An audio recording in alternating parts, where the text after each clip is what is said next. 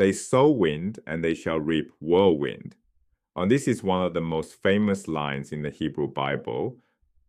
But most people don't know it comes from a prophet God told to marry a prostitute, name his children as living symbols of national rejection, and then take his wife back after she was unfaithful. Hosea's personal life is his message, and the message is built on a single powerful idea, covenant, a binding agreement between God and Israel that Israel has shattered in every way imaginable. But the lawsuit God brings isn't the end of the story. It's the beginning of a love letter. To understand why this matters, we need to understand what covenant actually meant in the ancient world. In the ancient Near East, powerful kings, called suzerains, made treaties with weaker nations, called vassals. The suzerain offered protection. The vassal owed exclusive loyalty. The treaty spelled out obligations, blessings for obedience, and curses for violation. Israel's covenant with God follows this exact pattern. God is the suzerain. Israel is the vassal. The terms are laid out in the Torah, especially Deuteronomy. And the obligations fall into three categories: exclusive loyalty, social justice, and religious faithfulness.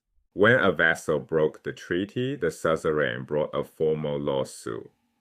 In Hebrew, this is called a riv, a covenant lawsuit. Hosea is the first prophet to use this legal genre.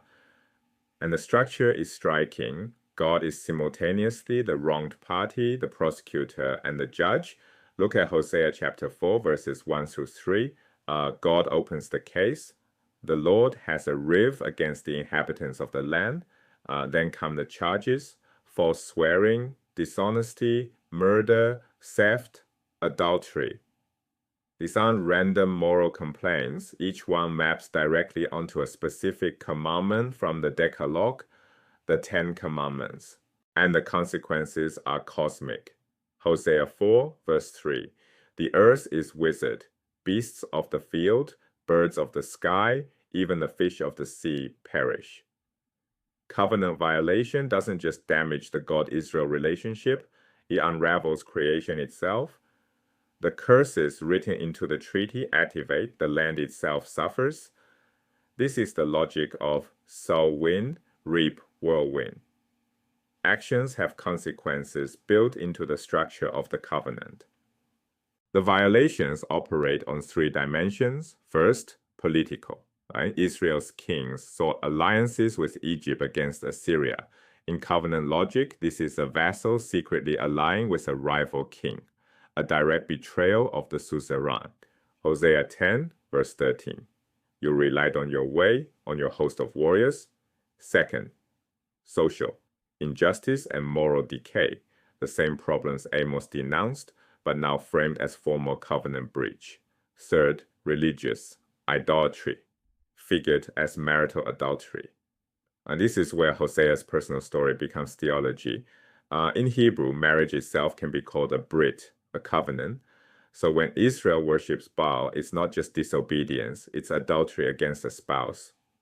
Hosea's own marriage to an unfaithful wife becomes the living parable of God's relationship with Israel. But Hosea doesn't stop at the indictment. The most remarkable thing about this book is what comes next. In Hosea chapter 2, verse 16, God says, "In that day you will call me Ishi, and no more will you call me Baali." Both words mean my husband in Hebrew, but they carry radically different connotations. Ishi, Aleph, Yod, Shin, Yod means my man. It's intimate, personal, the language of a covenant partner. Baali, Bet, Ayin, Lamed, Yod means my lord or my master. But it also sounds exactly like the name of the Canaanite god Baal. The very word Israel uses to address God has been contaminated by syncretism. Even the language of devotion has become idolatrous. God wants the pagan echo purged. The relationship must be rebuilt from the vocabulary up.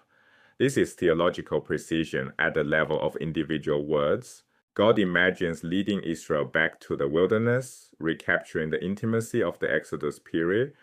The desert, usually a place of hardship and death, is romanticized as a honeymoon. I will speak tenderly to her, God says. This is the language of courtship, not courtrooms. The same God who opened a lawsuit now woos the defendant, and the reconciliation takes concrete form in the reversal of Hosea's 3 children, each one named as a living symbol of rejection, each one renamed as a symbol of restoration. The first child, Jezreel, named for a site of royal massacre where King Jehu slaughtered the house of Ahab, a name soaked in blood. But the Hebrew root of Jezreel means God sows. The name of violence becomes a name of fertility. God will sow Israel back into the land. The second child, Lo Ruhama, not pitied, no compassion. God declares, I will have no pity on the house of Israel. But in the reversal, compassion returns. She's pitied again, taken back in favor. The third child, Lo Ami, not my people, the most devastating name of all, the covenant formula itself. You are my people, I am your God, torn in half. But then, you are my people, and the response, you are my God. This isn't just forgiveness, it's formal covenant renewal, and the rejection is legally reversed. The scope of this new covenant is breathtaking. The reconciliation extends beyond Israel to include the beasts of the field, the birds of the air, and the creeping things of the ground. Remember the ecological devastation of chapter 4, beasts, birds, and fish perishing. This reverses it exactly. Covenant restoration heals creation. God will banish bow, sword, and war from the land, total peace rooted in covenant faithfulness. But how can God be both the judge who condemns and the lover who reconciles? This is the central tension in Hosea. The answer lies in Hesed, a Hebrew word meaning covenantal love, loyalty, steadfastness. Hesed is not mere emotion. It's legally binding loyalty that persists even when the other party has defaulted. Hosea's covenant theology creates a template that reverberates through the rest of the prophetic tradition. Jeremiah's new covenant in chapter 31 builds directly on Hosea's vision, a covenant written on the heart, not just on stone. The idea that God's relationship with humanity is structured by binding commitment, not arbitrary power, becomes foundational to everything that follows.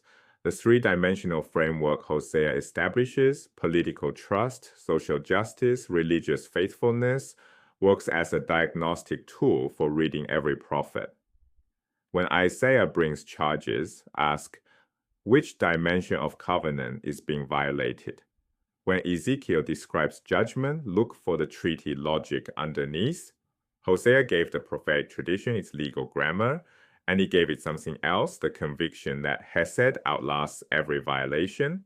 Hosea moves from lawsuit to love letter, from not my people to you are my people. The whirlwind is real. The consequences are devastating. Hesed doesn't erase judgment. It persists through judgment. The reconciliation comes after the consequences, not instead of them. That's what makes it credible. That's what makes it profound. Hosea teaches us that covenant isn't just a contract. It's a relationship strong enough to survive its own violation.